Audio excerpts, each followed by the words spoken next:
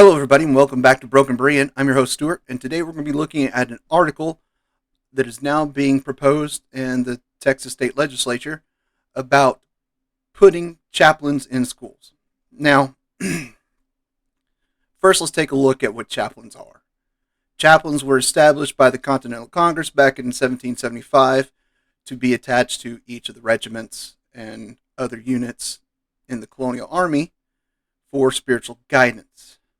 That's when it was created, and it's become an American thing, and it's kind of filtered out across the world. We see different variations of it throughout different things, different places, and different peoples, and a similar role. But let's look at what chaplains are. Chaplains are two things. They are comforters, and they are counselors. They are not teachers, they are not preachers, and they are not evangelists. Their job is to comfort those in crisis or in conflict from a spiritual perspective and counsel them on how to move on and address the issue. This is their role. They are not trying to convert people. They are not trying to lead anyone to down a particular religion or faith. So this is where this gets a little muddy for me. And this article addresses a lot of issues. This article was written by Michael Mannis, and he is a 20-year vet as a Texas Department of Criminal Justice chaplain. So he knows what he's talking about in addressing some of these issues, and we're going to go over some of his points that he points out. I, for a short time, right before the coup kind of threw everything out of whack, was a volunteer chaplain's assistant in the Texas Department of Criminal Justice. I served at a prison, helping out the formal chaplain.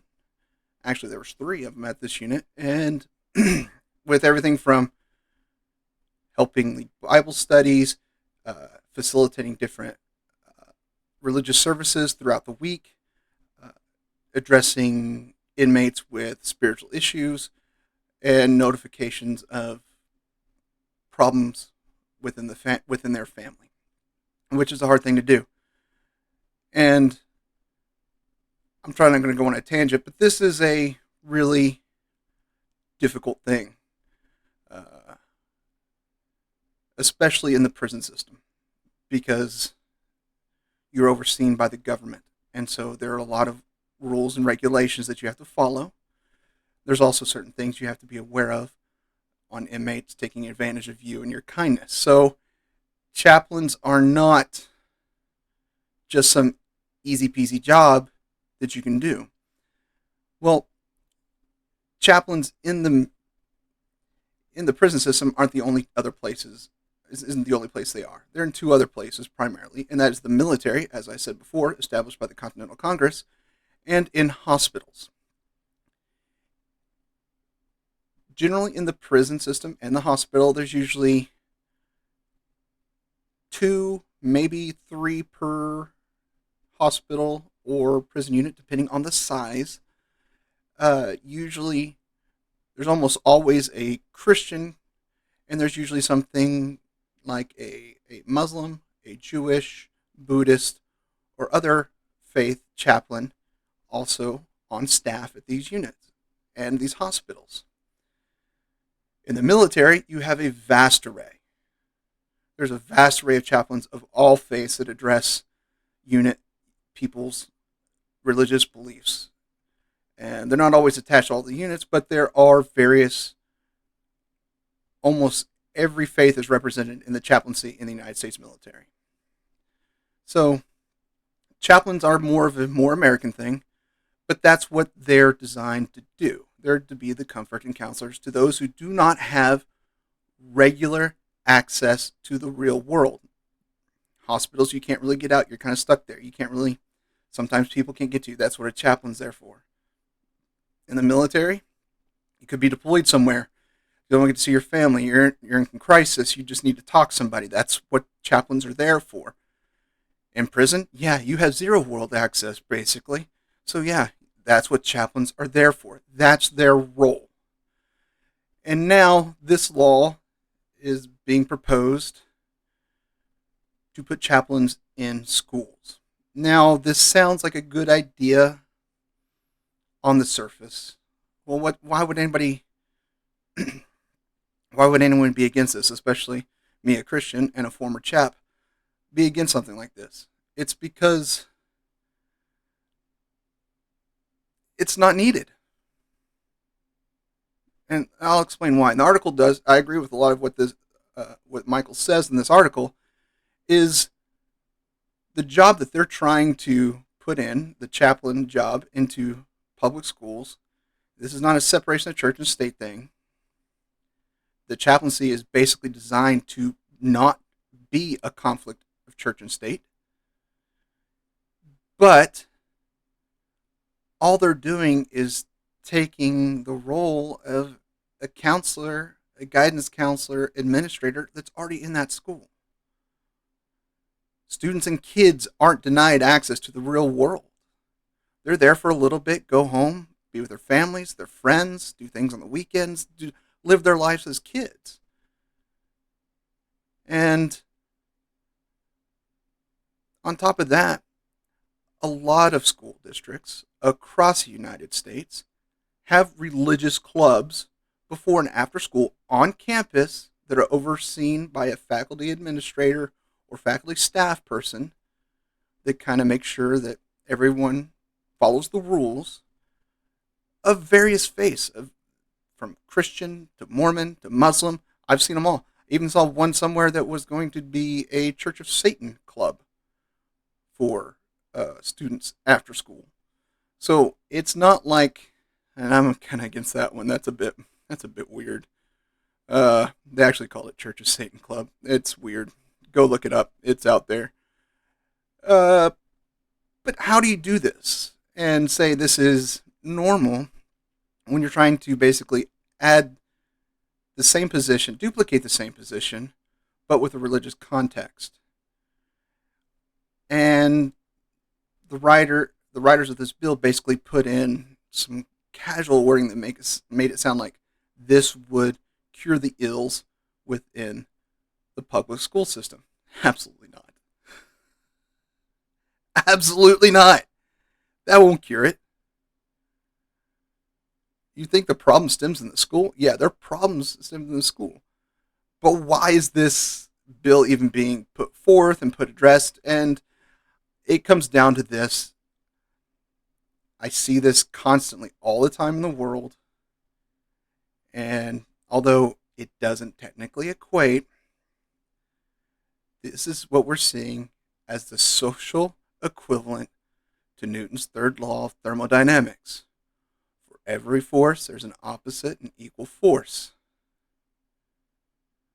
So for a few years now, they've been pushing gender ideology, critical race theory, and all these things, and a lot of people decided they're just tired of it, and I knew something was going to be coming down the pipe to push against it.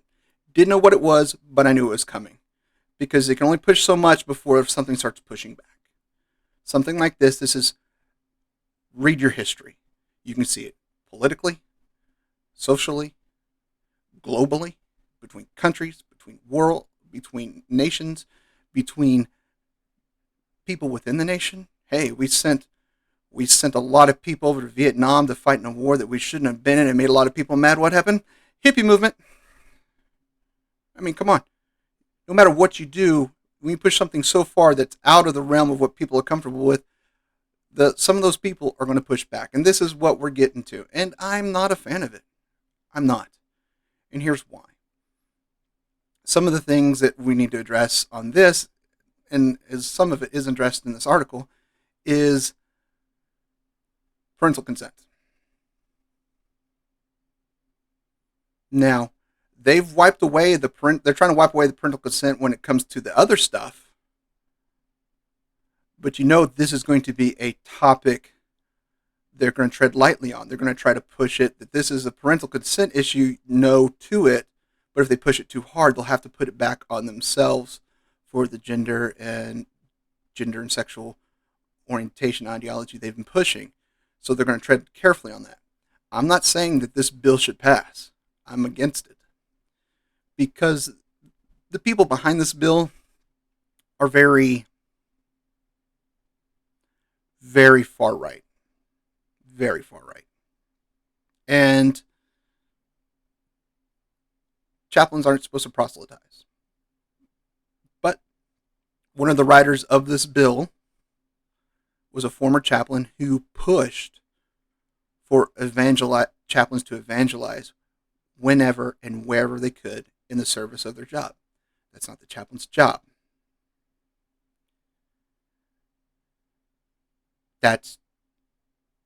You're adding to what the chaplain's supposed to be. I know it's not a biblical office described in the Bible, or chaplaincy of this nature isn't described in any religious text from the Torah to the Quran to the Bhagavad Gita, and I don't know why they're pushing this. Chaplains have been doing a great job wherever they have been and doing it well.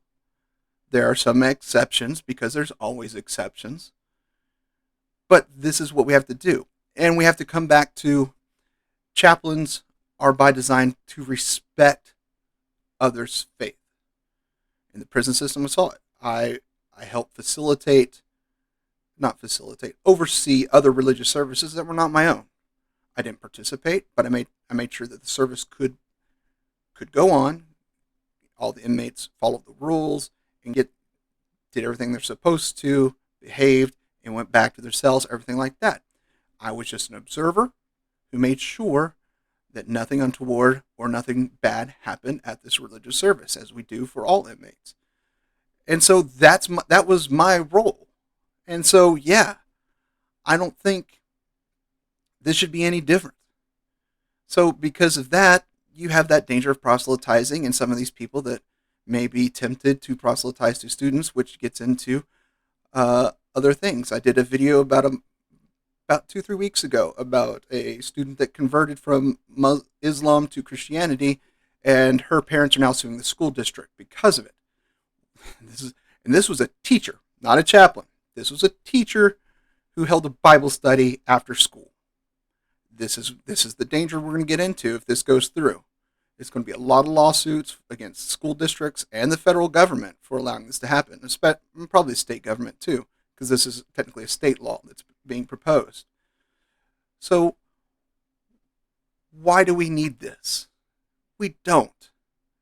This is that extreme reaction to the action of the far left that I knew was coming.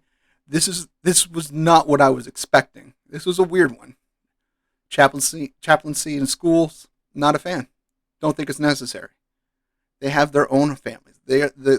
These kids go with their families to their family religious services, whatever they may be. They have access to it. And I think this is something we should take a look at. I do think, I'll post the link to this article in the comments, and trust me, it's worth a read. I'm only skimming over the surface of it, and this article is only touching on some of the major points. There's a lot of stuff that's probably not known or truly revealed yet because the bill hasn't been finalized. It hasn't even been voted on, going to subcommittee and things like that. So we'll see where it goes. The final thing I have is this group that is trying to push this bill is attached to Oral Roberts University. Now, as a Christian, saying you're pushing a Christian chaplaincy in schools, just saying you're partnered with Oral Roberts University, you might as well tell me you're partnered with Berkeley University. That's about the equivalent. I mean, not a seminary, not a Christian school, not a Muslim school, but it's Oral Roberts. I'm not going to go down that rabbit hole with you guys today, but let me just say, do your research on Oral Roberts, and you can see why and Oral Roberts University. And you can see why I think any group partnered with them to push Christianity or religious beliefs in any scenario is a bad idea. So I want to say this as someone who has firsthand experience doing chaplaincy with the Texas Department of Criminal Justice, knowing that role, what my role was. This role is 100% not needed in the public school systems. It's not. It's not. You don't have. You might as well just let people come hold religious services at schools at that point. I mean, literally. That's. You think that it sounds a bit extreme, a little hyperbolic, but really and truly, there is no point to this. Children and teenagers go to school for a certain amount of time, and they're in the real world most of the time. They're with their friends and their family, doing their sports, extracurricular activities, band, whatever. They're going out and seeing the world. They're not caged and being told and or denied access to anything. In this country, we are 100% free to look at any religion we want to. We're allowed to practice any religion we want to. And as a Christian, I will gladly sit down and talk to you about the Christian faith, why I believe it, and why I think it is the truth. I will not beat you over the head with it. I will talk to you about it till we are both tired and can't talk about it anymore. And in response, I will sit and I will listen to you tell me about your faith until we are both tired of talking about it. And at the end of that conversation, we're still going to be friends. I will still love you. Hopefully you still love me. But that's what Christians do. That's what biblical Christians do. That's what all us Christians should strive to do. So to reiterate, this is an absolute terrible bill, and I hope it gets squashed, and squashed fast, because it's not needed. It's only going to cause problems, confusion. It's only going to create conflict within the schools, and we're going to end up with a generation that is so stupid because they've had nothing but gender ideology and religion pointed out that pushed on them from every angle that they can't even do basic algebra and won't be fit to do anything but menial tasks that soon will be subverted by machines and robots in the future. So let's put our thinking helmets on, relax, and let common sense take the place. And let's be calm about this and address this as it should be done. With love, respect, and understanding that our children are our future and we need to educate them on education. Let them discover their faith outside school. Let them discover their other stuff outside of school. School is designed to be education for them to be productive citizens in the world. I'm sorry. I mean, really, we need more things to help train us better to be better people. Like we have said in the past, like taxes, home ec, put shop back in, auto class, put it back in. You know what was worthless to me? My 3 years of Latin in high school. Worthless, because I had to have a foreign language. Why? Never used Latin, barely used it. I remember a few words, and the only reason I took Latin is because there wasn't enough Spanish classes, and to be honest, if I took Spanish, I still probably wouldn't have remembered squat. Let's focus on what we need to. Focus on educating our children, and not putting all these outside forces in our schools to teach them things and push ideologies on them that's not needed. Let them reach out. There are staff that I guarantee you they may not have the ashes of Ash Wednesday on their forehead, or may not wear a cross around their neck, But students know who the Christians are in among their faculty. They do. 100%. They know what teachers or which religions and different things. Students gossip. They know. So if a student needs to reach out, they can. They have counselors, administrators. That's their job. Let's not subvert these positions that are already created for one simple thing is to push extreme right-wing ideology into our school system, which is no better than pushing extreme left-wing ideology into our school system. So, thankfully, I did this calmly without losing my temper and went on much, much fewer rabbit trails than the first few attempts at recording this video. So, until next time, remember this, as always, I love you all, and there's nothing you can do about it.